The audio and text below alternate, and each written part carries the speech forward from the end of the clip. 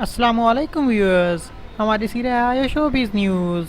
ऐं अॼोके हिन वीडियो में मां तव्हांखे ॿुधाईंदो हलां त मुमताज़ मौलाई जी ॿी घरवारी ज़रीना चांडियो सोशल मीडिया ते अची हिकु अहम बयान ॾिनो आहे, जंहिं बयान में हुन ॿुधायो आहे त मुमताज़ मौलाई ऐं संदसि पुटु रमीज़ चांडियो असां सां तमामु घणा ज़ुल्म करे रहिया आहिनि ऐं मुमताज़ मौलाई जो पुटु रमीज़ चांडियो ड्रग्स कंदो आहे ऐं ॿिया बि नशा कंदो आहे ऐं हू मुंहिंजी धीउ खे बि ड्रग्स कराईंदो आहे ऐं हुन सां ग़लति कमु कंदो आहे, जंहिंजा वीडियो मूं वटि मौजूदु आहिनि। ऐं मुमताज़ मौलाई बि मूं सां जेके बि नाजाइज़ूं कयूं आहिनि उन्हनि जा बि मूं वटि फुल सबूत मौजूदु आहिनि, पर मां ग़रीब आहियां ऐं मुमताज़ मौलाई अमीर आहे, इन करे मां कोर्ट में हुनजो मुक़ाबिलो नथी करे सघां। इन करे मां गुज़ारिश थी कयां इमरान ख़ान, बिलावल भुट्टो साहब ऐं IG सां त हू मूंसां इंसाफ़ कनि। हुन वधीक ॿुधायो त मां लाड़काणे ज़िले जी रहंदड़ आहियां ऐं मां लाड़काणे जे SP DSP IG सभिनि खे अपील थी करियां त हू मूंसां इंसाफ़ कनि ऐं मुमताज़ मौलाई खां मूंखे इंसाफ़ वठी ॾीनि।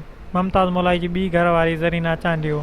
उमेद आहे दोस्तो त अॼु जी हीअ वीडियो तव्हांखे वणी हूंदी। जेकॾहिं अॼु जी हीअ वीडियो तव्हांखे वणी आहे त असांजे वीडियो खे लाइक कयो, असांजे चैनल खे सब्सक्राइब कयो ऐं कमेंट में ज़रूरु ॿुधाईंदा त अॼु जी हीअ वीडियो तव्हांखे कीअं लॻी आहे। ॿिए वीडियो ताईं ॾींदा इजाज़त। अल्लाह निगहबान।